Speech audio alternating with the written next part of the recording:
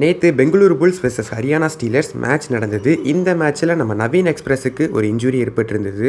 இப்போ நிறைய பேர் இந்த இன்ஜுரியை பற்றி தான் கேட்டுக்கிட்டு இருக்காங்க. நவீன் எக்ஸ்பிரஸுக்கு என்ன ஆச்சு, அவர் எப்போ வருவார், அவருக்கு பெரிய இன்ஜுரியா சின்ன இன்ஜுரியா இல்லை அவர் ரூல்ட் அவுட்டான்னு எக்கச்சக்கமான கேள்விகள் வந்துக்கிட்டு இருக்கு. இப்போ இதற்கான ஒரு தெளிவான பதில் கிடைச்சிருக்கு. பதில் கிடைக்கல, பட் அந்த டீமோட ஹெட் கோச்சான மன்பிரீத் சிங் இதை பற்றி ஷேர் பண்ணியிருக்காரு. என்ன சொல்லியிருக்காரு அப்படிங்கிறத நம்ம இந்த வீடியோவில் பார்க்கலாம். நவீன் திரும்ப வர்றதுக்கு சான்ஸ் இருக்குது அப்படிங்கிறதையுமே நம்ம இந்த வீடியோவில் பார்க்கலாம். இது மட்டும் இல்லாமல் நேற்று நடந்த அந்த 2 மேட்சை பற்றியுமே நம்ம இந்த வீடியோவில் கொஞ்சம் ஷார்ட்டாக பார்க்கலாம். வீடியோக்குள்ளே போகிறதுக்கு முன்னாடி இந்த மாதிரி ப்ரோ கபடி பற்றின வீடியோஸை நீங்கள் மிஸ் பண்ணாமல் தெரிஞ்சுக்கணுன்னா நம்ம சேனலை மறக்காமல் சப்ஸ்கிரைப் பண்ணி வச்சுக்கோங்க. அப்படின்னா தான் நீங்கள் ரெகுலரான ப்ரோ கபடி பற்றின அப்டேட்டை மிஸ் பண்ணாமல் தெரிஞ்சுக்கலாம். ஓகே, நேற்று முதல் போட்டி பெங்களூரு புல்ஸ் டீமுக்கும் ஹரியானா ஸ்டீலர்ஸ் டீமுக்கும் நடந்துச்சு. இந்த மேட்சை நம்ம பெங்களூரு புல்ஸ் டீம் வின் பண்ணிட்டாங்க. பெங்களூரு புல்ஸ் டீம் இந்த மேட்ச்சில் ரொம்பவே நல்லா ப்ளே பண்ணியிருந்தாங்க. இத்தனைக்கும் அந்த டீம் கிட்ட ஒரு அன்குஷ் ரத்தி கிடையாது, ஆகாஷ் ஷிங்டே கிடையாது, தீரஜ் கிடையாது, முக்கியமான பிளேயர்ஸ் இல்லாமல் தான் இப்போ ரீசெண்டாக ப்ளே பண்ணிகிட்டு இருக்காங்க. பட் இருந்தாலும் பெங்களூரு புல்ஸ் டீம் ரொம்பவே நல்லா ப்ளே பண்ணிகிட்டு இருக்காங்க. அந்த டீமுக்காக அலிரேசா அந்த மேட்ச்சில் பயங்கரமாக ப்ளே பண்ணியிருந்தார். அலிரேசா இந்த மேட்ச்சில் 12 பாயிண்ட்ஸ் எடுத்திருந்தார். அவருக்கு சப்போர்ட்டிவாக ஆசிஷ் மாலிக்குமே ஒரு 5 பாயிண்ட்டை இந்த மேட்ச்சில் எடுத்திருந்தார். அவருமே ஓரளவுக்கு நல்லாவே ப்ளே பண்ணியிருந்தார்.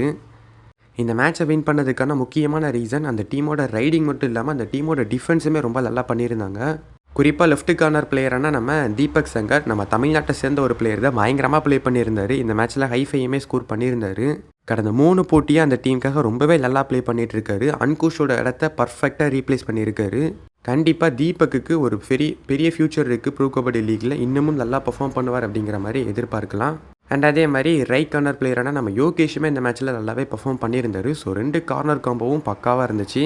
கவர் பொசிஷனில் ப்ளே பண்ண சஞ்சயும் ஆரியப்பாவும் கார்னர் பிளேயர்ஸுக்கு நல்லாவே சப்போர்ட் கொடுத்துருந்தாங்க. சஞ்சய் 1 பாயிண்ட்டை ஸ்கோர் பண்ணியிருந்தார், சத்யப்பா 2 பாயிண்ட் எடுத்திருந்தார். ஸோ ஓரளவுக்கு நல்லாவே பெங்களூரு புல்ஸ் டீம் இந்த மேட்ச்சில் ப்ளே பண்ணியிருந்தாங்க. ஹரியானாவை பொறுத்த வரைக்கும் ரைடிங்கில் மேபி நவீன் இருந்திருந்தால் இந்த மேட்ச் கொஞ்சம் வேறு மாதிரி போயிருக்கலாம். பட் நவீன் இல்லாமல் போயிட்டார்.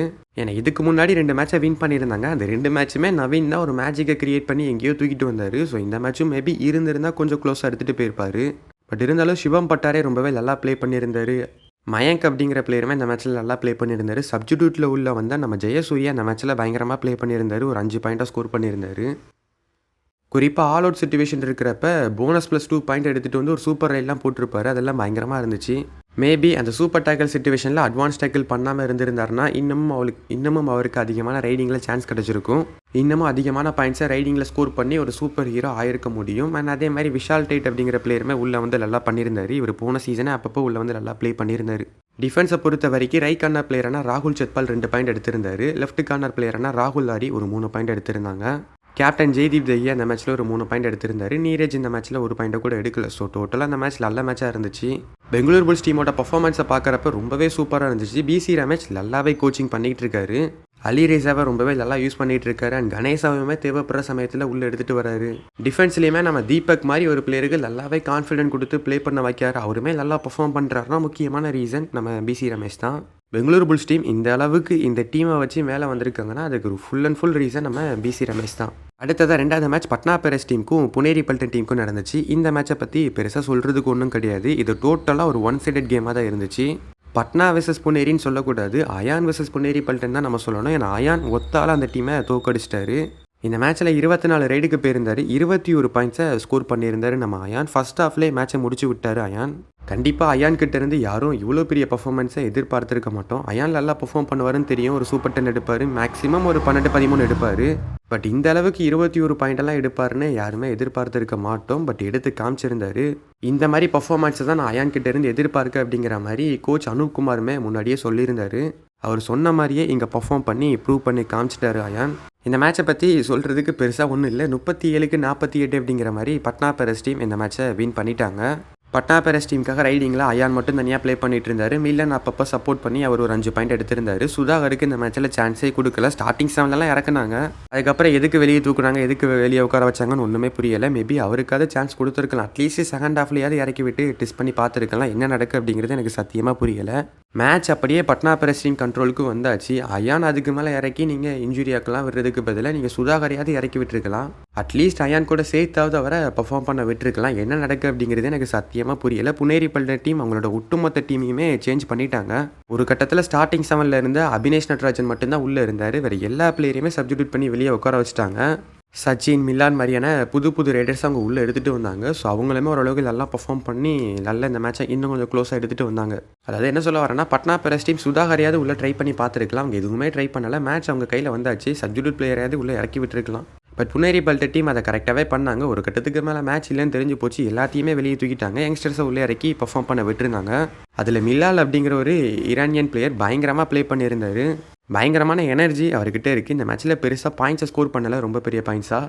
பட் அவரோட டேலண்ட்டையும் அவரோட எனர்ஜியுமே இங்கே காமிச்சிருந்தாரு. ரொம்ப நல்ல பிளேயராக தெரிகிறாரு. கண்டிப்பாக ஃப்யூச்சரில் நல்ல ஒரு பிளேயராக வர்றதுக்கு சான்ஸ் இருக்குது. இந்த மேட்சை பற்றி நீங்கள் என்ன நினைக்கிறீங்க அப்படிங்கிறத கமெண்ட் பாக்ஸில் கமெண்ட் பண்ணுங்கள். ஓகே, இப்போ நம்ம நவீனை பற்றி பார்ப்போம். நவீனுக்கு இந்த மேட்ச்சில் ப்ளே பண்ணிகிட்டு இருக்கிறப்ப ஒரு இன்ஜுரி ஏற்பட்டிருந்தது. கிட்டத்தட்ட 14வது நிமிஷம் இந்த இன்ஜுரி வந்திருந்தது. மேட்டில் நல்லா தான் ப்ளே பண்ணிகிட்டு இருந்தார். நவுண்டு வர்றப்ப அவரோட முட்டி லைட்டாக மடங்கிடுச்சு. டிஃபெண்டர்ஸ் யாருமே டேக்கிள் பண்ணலாம் ட்ரை பண்ணலை. சும்மா நின்றுக்கிட்டு இருக்கிறப்ப தான் இந்த இன்ஜுரி ஏற்பட்டிருந்தது. இப்போன்னு கிடையாது, இதுக்கு முன்னாடியுமே இவருக்கு இன்ஜுரி இப்படி தான் ஏற்பட்டுக்கிட்டு இருந்துச்சு. டிஃபெண்டர்ஸ்லாம் டேக்கிள் பண்ணுறதுக்கு ட்ரை பண்ணலை. அவரே தான் மூவ் பண்ணும் போது இன்ஜுரி ஏற்பட்டிருந்துச்சு. சீசன் 9லேயும் இப்படி தான் இன்ஜுரி வந்திருந்தது. சீசன் 10லேயும் இப்படி தான் வந்துச்சு. சீசன் 11லேயுமே கிட்டத்தட்ட இப்படி தான் இன்ஜுரி வந்ததுன்னு நினைக்கிறேன். நவீனால் அதுக்கப்புறம் கொஞ்சம் கூட நவலவே முடியலை. ஸ்ட்ரக்சரில் வச்சு தான் வர தூக்கிட்டு போனாங்க. ஸோ இன்ஜுரி பெரிய இன்ஜுரி அப்படிங்கிறது நல்லாவே தெரியுது. என்னோட opinion maximum Naveen ruled out ஆகிறதுக்கு தான் சான்ஸ் அதிகமாக இருக்குது. ஏன்னா நவீன் ஒரு பயங்கரமான ஒரு இன்ஜுரி க்ளோன் பிளேயர். இப்போன்னு கிடையாது, இதுக்கு முன்னாடியும் அடிக்கடி இந்த மாதிரி இன்ஜுரி ஏற்பட்டுக்கிட்டு இருக்குது அப்படிங்கிறத ஒரு உண்மை. ஸோ மேக்ஸிமம் அவர் ரூல்ட் அவுட் ஆக தான் சான்ஸ் இருக்குது. பட் கண்டிப்பாக நவீன் கம்பேக் கொடுக்கறதுக்கும் சான்ஸ் இருக்குது. ஏன்னா இதுக்கு முன்னாடி சீசன்ஸ்லேயுமே இதே மாதிரி இன்ஜுரி ஏற்பட்டிருந்தது. பட் அதுக்கப்புறம் அவர் கம்பேக்குமே கொடுத்துருந்தாரு. சீசன் முடிகிறப்ப இன்ஜுரியிலேருந்து ரெக்கவர் ஆகி திரும்ப ப்ளே பண்ணலாம் செஞ்சுருக்காரு. ஸோ திரும்ப வர்றதுக்கும் வாய்ப்பு இருக்குது. இந்த மேட்ச் முடிஞ்சதுக்கப்புறம் ப்ரெஸ் கான்ஃபரன்ஸில் இதை பற்றி ஒரு சில கேள்விகள் கேட்டிருந்தாங்க. ஒரு ரிப்போர்ட்டர் கேட்டிருந்தாரு, இப்போவே இந்த கேள்வியை கேட்கக்கூடாது, பட் இருந்தாலும் நான் கேட்குறேன், நவீன் எக்ஸ்பிரஸுக்கு என்ன ஆச்சு? அந்த இன்ஜுரி பெரிய இன்ஜுரி மாதிரி தெரியுது, உங்களுக்கு அதை பற்றி ஏதாவது தெரியுமா? நவீனோட இன்ஜுரி உங்களுக்கு பெரிய பிரச்சனையாக இருக்குமே அப்படிங்கிற மாதிரி கேட்டிருந்தாங்க. அதுக்கு நம்ம மன்பிரீத் சிங் என்ன சொல்லியிருந்தாருன்னா, நான் இப்போ தான் மேட்சை முடிச்சுட்டு நேராக ப்ரெஸ் கான்ஃபரன்ஸுக்கு வரேன், எனக்கு இதை பற்றி ஒன்றும் தெரியாது, நான் மேட்சை முடிச்சுட்டு நேராக இங்கே வந்துட்டேன், இதுக்கப்புறம் தான் நான் டாக்டர்ஸ் கிட்ட விசாரிக்கணும் அப்படிங்கிற மாதிரி மன்பிரீத் சிங் சொல்லியிருந்தாரு. அதுக்கப்புறம் நவீனை பற்றி ஒரு விஷயம் சொல்லியிருந்தாரு. நவீன் ஒரு பெரிய ஃபைட்டர், அவன் ஒரு ஹீரோ, அவனுக்கு கண்டிப்பாக தெரியும் இதிலேருந்து எப்படி ரெக்கவர் ஆகணும்னு, எனக்கு நம்பிக்கை இருக்குது நவீன் ரெக்கவர் ஆகிட்டு வருவான் அப்படிங்கிற மாதிரி சொல்லியிருந்தாரு. அண்ட் அதே மாதிரி இன்னொரு விஷயத்தையுமே அவர் சொல்லியிருந்தாரு, நானுமே கடவுள்கிட்ட வேண்டிட்டு தான் இருக்கேன், இந்த மாதிரி எந்த இன்ஜுரியுமே நடக்கக்கூடாதுன்னு, நவீனுக்கு பெரிய பிரச்சனையாக இருக்காது அப்படிங்கிற மாதிரி நம்புவோம் அப்படிங்கிற மாதிரி மன்பிரீத் சிங் சொல்லியிருந்தாரு. கடைசியாக இதை பற்றி டாக்டர்ஸ் தான் சொல்லணும், அவங்க சொன்னதுக்கப்புறம் தான் எனக்கே தெரிய வரும், அவங்க என்ன சொல்கிறாங்கன்னு பொறுத்திருந்து பார்ப்போம், நம்மளாம் டிசிஷன் எடுக்க வேண்டாம் அப்படிங்கிற மாதிரி தான் மன்பிரீத் சிங் இந்த ப்ரெஸ் கான்ஃபரன்ஸில் சொல்லியிருந்தாரு. ஸோ இப்போதைக்கு ப்ரெஸ் கான்ஃபரன்ஸில் பெருசாக அதை பற்றி அவங்க எதையுமே ஷேர் பண்ணலை, அவங்களுக்குமே எதுவுமே தெரியலை. கூடிய சீக்கிரத்தில் டாக்டர்ஸ் இதை பற்றின ரிப்போர்ட்டை கொடுப்பாங்க. அப்படி வர்றப்ப இதை பற்றின கிளியரான டீட்டெயில் நமக்கு கிடைக்கும், அது சின்ன இன்ஜுரியாக பெரிய இன்ஜுரியாக வருவாரா வரமாட்டாரான்னு. அப்படி அப்டேட் கிடச்சோடனே நான் நம்ம சேனலில் அப்டேட் பண்ணுறேன். நீங்கள் வீடியோஸ்லாம் பார்க்கணுன்னா நம்ம சேனலை சப்ஸ்கிரைப் பண்ணி வச்சுக்கோங்க. தேங்க்யூ ஃபார் வாட்சிங்.